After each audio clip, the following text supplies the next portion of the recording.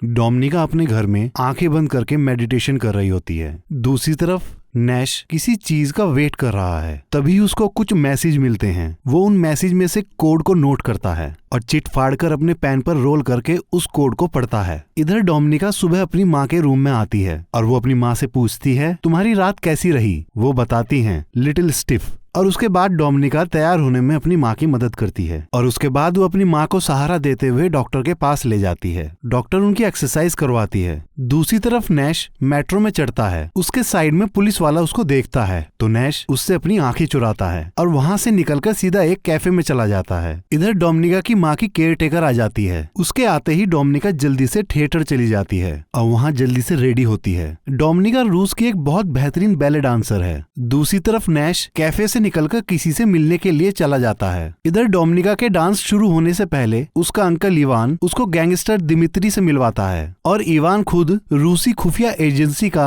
Deputy director है। Dmitry Dominica से बोलता है, तुमको कभी भी किसी भी चीज की जरूरत हो तो बेझिझक बोलना, और साथ में एक फोटो खिंचवाने के लिए पूछता है। वो 7 फोटो खिंचवाते हैं। पर दिमित्री डोमिनिका की कमर पर गलत तरीके से हाथ लगाता है। सबके सामने खड़े होने की वजह से डोमिनिका कोई रिएक्शन नहीं देती। अब उसका सोलो बैले डांस शुरू होता है। वो बहुत लाजवाब डांस करती है और फिर उसका पार्टनर उसको ज्वाइन करता है और वो दोनों बहुत खूबसूरती के साथ डांस कर रहे होते हैं। लेकिन डांस करते करते उसका पार्टनर डोमिनिका के पैर पे ही कूद जाता है, जिसकी वजह से डोमिनिका का पैर टूट जाता है। इधर नैश एक आदमी को क्रॉस करता हुआ चुपके से उसे सामान देता है, पर अचानक वहाँ पुलिस आ जाने की वजह से नैश अपनी गन निकालकर फायर कर देता है, जिससे पुलिस वाला उस दूसरे आदमी को छोड़ के नैश के पीछे भागने लगते हैं। नैश उनसे भागता हुआ अमेरिकन दूतावास में खुद को सरेंडर कर देता है। इधर डोमिनिका को हॉस्पिटल लाया जाता है। अब नैश का राज खुलता है। वो एक अमेरिका का CIA एजेंट है और जिससे वो मिला था वो एक अमेरिका का जासूस था जो रूस की सेना में ही काम करता था और उसका कोड नेम था मार्बल।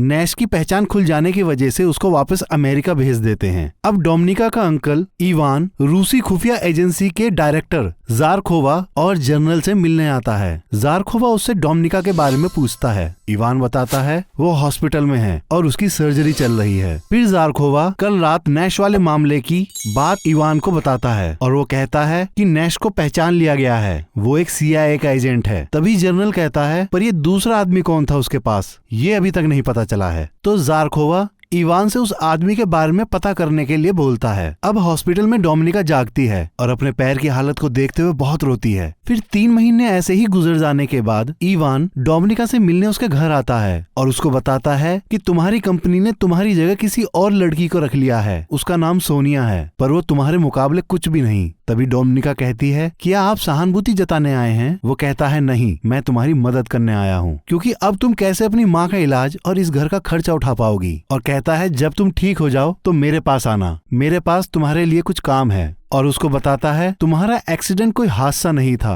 वो पहले से ही प्लान था। और उसको उसके को पार्टनर और सोनिया के बीच हुई बातचीत की एक रिकॉर्डिंग और कुछ फोटोज देता है, जिससे साबित हो जाता है कि इवान सही कह रहा था। डोमिनिका ये जानकर बहुत दुखी होती है। वो फिर चुपचाप थिएटर पहुंचती है और अपने को पार्टनर के साथ सोनिया को वहाँ के वुमेन लॉकर रूम में एक साथ गलत पोजीशन में देख लेती है और वो इतना गुस्सा होती है कि वो उन दोनों पर बहुत जोर से वार कर देती है, जिससे वो बहुत ज्यादा घायल हो जाते हैं। फिर वो वहाँ से आकर फोन बूथ से एक अनजान कॉल पुलिस वालों को करके थिएटर के एक्सीडेंट के बारे में बताती है। फिर अगले दिन सीधा इवान से मिलने चली जाती है। इवान अपने ऑफिस के बाहर ही उससे मिलता है और उससे कहता है कि तुमको अपनी माँ का इलाज जारी रखना है और साथ ही अपने घर में बने रहना है, तो तुमको एक काम करना होगा। डोमिनिका पूछती है, कैसा काम? वो बताता है, हमारी गवर्नमेंट रूसी गैंगस्टर दिमित्री के बारे में और जानना चाहती है और दिमित्री तुमको पसंद करता है, तुमको उसका भरोसा जीतना है। डोमिनिका अपनी माँ के कारण इवान की बात मान जाती है। अब वो उससे होटल में मिलने जाती है, जहाँ दिमित्री हर फ्राइडे को आता है। वो अपने होटल रूम में जाकर नहाती है और रेड कलर की बहुत सुंदर ड्रेस पहनती है और होटल के बार में जाकर बैठ जाती है। दिमित्री वहाँ आकर उसे देख लेता है और उसके पास आकर बैठ जाता है और वो उससे कहता है, तुम यहाँ किसी अपने से तो मिलने नहीं आई हो, तो तुम यहाँ क्यों आई हो? डोमिनिका कुछ पल रुककर उसको बताती है, मैं तुमसे ही मिलने आई हूँ। दिमित्री उससे पूछता है, तुमको मुझसे क्या चाहिए? डोमिनिका बताती है कि मेरा बचपन में सिर्फ एक सपना था कि मैं एक डांसर बनूं, जिसकी वजह से लोग मुझको स्पेशल कहते थे। अब मुझको फिर से स्पेशल फील करना है। फिर वो दिमित्री और उसके गार्ड्स के साथ अपने रूम में जाती है।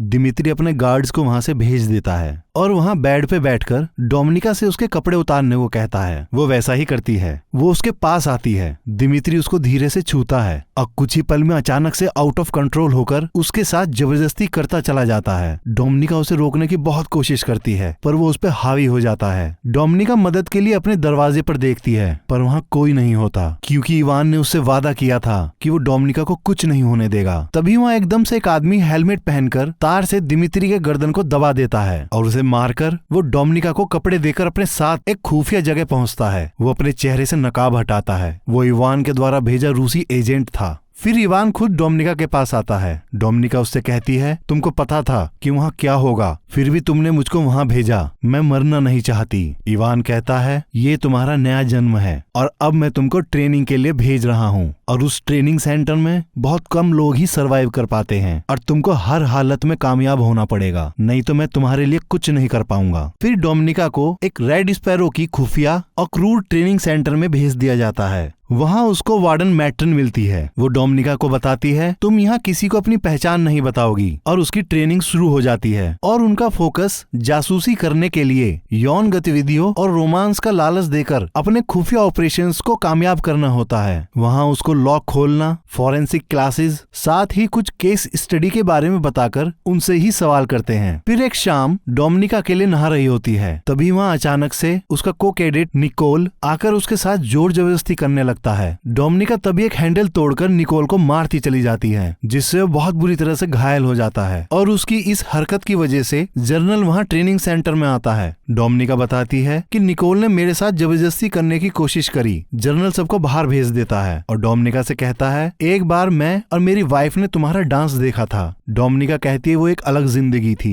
इतना सुनने के बाद जनरल उसको भेज देता है। अब क्लास में डोमिनिका के सामने निकोल को बुलाया जाता है। उसकी वार्डन डोमिनिका से कहती है, निकोल को जो चाहिए वो उसको दे दो। डोमिनिका फिर अपने कपड़े उतारकर उसके सामने बैठ जाती है पर निकोल कुछ नहीं कर पाता और गुस्से से वापस चला जाता है और ये सब जनरल भी देख रहा था। अब इवान डोमिनिका को एक असाइनमेंट देता है जिसमें वो नैश के करीब जाकर उसका विश्वास जीतकर उस डबल एजेंट का नाम पता कर सके और उससे कहता है कि इसके लिए तुम्हें बुडापेस्ट जाना होगा। डोमिनिका बुडापेस्ट में मार्था के यहाँ जाती है। वो भी एक रेड स्पैरो होती है। फिर डोमिनिका अगले दिन अपने काम पर लग जाती है और नैश को सब जगह फॉलो करने लगती है और फिर वो उसी स्विमिंग पूल की मेंबरशिप ले लेती है जहाँ नैश हमेशा जाया करता है। वो फॉर्म में अपना असली नाम लिखती है, डोमिनिका, और फिर वो स्विम सूट पहनकर नैश के बगल से निकल कर जाती है। नैश उसको पलट कर देखता है और फिर जब वो डाइव लगाती है नैश तभी भी उसे देखता है और डोमिनिका के वहाँ से बाहर आने के बाद नैश उसको रोककर उससे बात करता है। डोमिनिका बताती है कि वो एक ट्रांसलेटर है और यहाँ दूतावास में ही काम करती है। नैश अपने आप को एक मेडिकल सलाहकार बताता है। फिर डोमिनिका ट्रैम्प में बैठकर वहाँ से चली जाती है। वो अगले दिन पूल पर जाती है पर नैश वहाँ नहीं मिलता। फिर वो लॉकर की चाबी देकर वापस अपनी आईडी मांगती है पर उसको आईडी नहीं मिलती। असल में उसकी आईडी नैश ने ही चुरा ली थी। फिर नैश अपने CIA के बॉस को बताता है, इसको हम अपने साथ अगर भर्ती कर लें तो एकदम सही होगा क्योंकि इवान की भतीजी है। इतना सुनने के बाद वो नैश को उसके पीछे लगा देते हैं। अगले दिन डोमिनिका एक इवेंट में जाती है। वहाँ नैश पहले से ही होता है। वो उसके पास आता है और वो उसका असली नाम लेता है तो डोमिनिका कहती है, ओह तो तुमने मेरी आईडी चुराई थी। फिर नैश उससे साथ डिनर करने के लिए पूछता है। डोमिनिका अगले दिन चलने के लिए राजी हो जाती है। वो वापस अपार्टमेंट में आती है पर वहाँ उसकी रूम पार्टनर न होने की वजह से वो उसके रूम में जाकर खोजबीन करती है तो उसको पता चलता है कि मार्टा को अमेरिकन सेनेटर के चीफ से कुछ खुफिया जानकारी खरीदने के लिए वहाँ नियुक्त किया गया है। इतने में मार्टा घर वापस आ जाती है। डोमिनिका तुरंत अपने कमरे में चली जाती है। इधर नैश उसका डिनर पर इंतजार कर रहा होता है और उसके ना आने पर वो अपने घर वापस चला जाता है। डोमिनिका भी उसके पीछा करते करते उसके घर पर आ जाती है। नैश उसकी हालत देखकर उससे पूछता है कि क्या हुआ। वो बताती है, मेरे बॉस ने मेरे साथ जबरदस्ती करने की कोशिश की है और फिर वो वापस अपने घर चली जाती है। अगली सुबह वो वापस चुपचाप नैश के घर में आती है और कुछ खोजबीन करने के बाद एक नैश के फिंगरप्रिंट वाले ग्लास को अपने बैग में रखकर वापस अपने घर आ जाती है। घर आने पर उसे उसका अंकल इवान वहाँ मिलता है। डोमिनिका बताती है कि नैश ने उसको बताया उस रात पार्क में गोली क्यों चलाई और उसको मुझ पर भरोसा होने लगा है ये बात जानकर इवान खुश होता है और वहाँ से चला जाता है। अगली शाम डोमिनिका वापस अपार्टमेंट में आती है। तभी रूसी एजेंट उसको पकड़कर बाथरूम में मार्टा की लाश के पास ले जाकर कहता है, ये तुम्हारे सीक्रेट बताने का नतीजा है और ये तुम्हारे लिए आखिरी वार्निंग है। असल में डोमिनिका ने मार्टा को एक सीक्रेट बता दिया था और वो सीक्रेट मार्टा ने अपने बॉस को बताया था। इधर नैश और उसके बॉस को पता चल जाता है कि डोमिनिका एक स्पैरो है। इधर डोमिनिका से पुलिस पूछताछ करती है और प्रोटेक्शन लेने को कहती है, पर वो सबको मना करके वहाँ से जैसे ही निकलती है, नैश पुलिस स्टेशन के सामने खड़ा मिलता है। वो उसको अपने घर ले जाता है और उसको बताता है कि मुझको पता चल गया है कि तुम एक स्पैरो हो, लेकिन मुझको ये समझ नहीं आ रहा है कि कोई आदमी अपनी ही भतीजी को स्पैरो क्यों बनाएगा। फिर डोमिनिका उसको सारी सच्चाई बता देती है और कहती है, अंकल ने मुझको 2 चॉइस दी थी, या तो मैं अब मर जाऊं या स्पैरो बन जाऊं, और मार्टा को मारकर उन्होंने मुझको मैसेज दिया है कि अगर मैं वो नहीं करूंगी जो वो चाहते हैं तो वो मुझे भी मार डालेंगे। तो नैश उससे पूछता है वो क्या चाहते हैं। तो डोमिनिका बताती है उनको उस आदमी का नाम चाहिए जिसको तुमने पार्क में बचाया था। नैश कहता है वो कभी नहीं हो सकता। डोमिनिका कहती है हाँ मैं जानती हूँ। तो नैश उसे अपने साथ काम करने के लिए बोलता है। तो डोमिनिका कहती है इसमें अलग क्या है, यहाँ पर भी मैं वही कर रही हूँ। तो नैश कहता है तुम्हें यहाँ स्पैरो के जैसे अपना शरीर यूज नहीं करना पड़ेगा, और फिर वो सोने चली जाती है। तभी अचानक आधी रात को डोमिनिका की आंख खुलती है। वो नैश के पास जाकर उससे पूछती है क्या मैं तुम पर विश्वास कर सकती हूँ। नैश वादा करता है हाँ। अगली सुबह नैश डोमिनिका से कहता है कि तुम अपना डेली वाला रूटीन को कंटिन्यू करो, किसी को शक न हो। अब मेरे बारे में पूरी रिपोर्ट तैयार करो जो तुम्हें अपने सीनियर्स को देनी है। अब मेरे इशारे का इंतजार करना। फिर कुछ दिनों के बाद नैश के बॉस डोमिनिका को लाइव डिटेक्टिव टेस्ट देने के लिए बुलाते हैं और वो फिर उससे पूछताछ करते हैं। तो उनको यकीन हो जाता है कि डोमिनिका अब अमेरिकन के साथ है। फिर डोमिनिका उनको एक जानकारी देती है और बताती है अमेरिकन सेनेटर की चीफ रूस के लिए काम कर रही है और वो पैसे के लिए अमेरिका के सैटेलाइट डिफेंस सिस्टम की सारी जानकारी देने वाली है और उसके लिए ही मैं लंदन जा रही हूँ। और ये सब बताने के बाद वो नैश के बॉस से कहती है कि मेरा एक सीक्रेट बैंक अकाउंट है, उसमें $30,000 डलवा दो। वो मान जाते हैं। अब डोमिनिका लंदन पहुँचती है और वहाँ होटल के बार में बैठकर स्टेफनी का इंतजार करती है। वो आती है और डोमिनिका उसको अपने रूम में ले जाती है। वहाँ वो स्टेफनी को पैसे देकर उसकी सारी फ्लॉपी ले लेती है जिसमें सारी की सारी इन्फॉर्मेशंस थी। डोमिनिका मौका लगते ही उन फ्लॉपीज को बदल देती है। नैश और सीआईए उसको ऐसा करते हुए कैमरे में देख रहे होते हैं। वो अदला बदली करके तुरंत रूम छोड़ देते हैं। नैश तुरंत जाकर उन फ्लॉपियों को निकाल लेता है और स्टेफनी जैसे ही नीचे आती है तो स्पेशल स्टाफ वाले जैसे उसको पकड़ने ही वाले होते हैं। वो घबराकर वहाँ से हटती है तो एक ट्रक उसे टक्कर मार देता है। अब नैश को उसके बॉस का कॉल आता है। वो बताती है हमारे अलावा वहाँ रूसी एजेंट भी था क्योंकि स्टेफनी को मार दिया गया है और अगर उनको शक हो गया तो डोमिनिका को भी मार देंगे। इधर डोमिनिका को वापस रूस बुलाया जाता है। नैश उसको रोकने के लिए एयरपोर्ट तक आता है पर देर हो जाती है। वो लोग डोमिनिका को रूस ले आते हैं। वो उससे पूछते हैं कि क्या तुमने स्टेफनी के बारे में बताया। वो मना करती है। फिर वो डोमिनिका को टॉर्चर करना शुरू करते हैं। वो बहुत अलग अलग तरीके से उसको टॉर्चर करते हैं पर डोमिनिका अपनी बात पर अड़ी रहती है। फिर इवान आता है। डोमिनिका उससे कहती है कि मैं सच्ची देशभक्त हूँ और मुझको वापस भेज दो, अभी काम पूरा नहीं हुआ है, मुझको उस रूसी जासूस का नाम पता करने दो। इवान अब जारखोव और जनरल से मिलता है। जनरल बताता है डोमिनिका तुम्हारा बेवकूफ बना रही है, अगर यकीन न हो तो उसको वापस नैश के पास भेज के देखो और हमारे एजेंट को उसके पीछे लगा दो। अगर वो हमको धोखा देती है तभी इवान कहता है अगर ऐसा हुआ तो मैं उसको खुद मरवा दूंगा। वो डोमिनिका को वापस नैश के पास भेज देता है। नैश उसको देखकर उसे गले लगा लेता है। फिर वो उससे पूछता है तुमको छोड़ कैसे दिया। तो डोमिनिका बताती है क्योंकि मैंने उनको बताया कि तुम मुझ पर इतना भरोसा करते हो कि उस जासूस का नाम बता दोगे,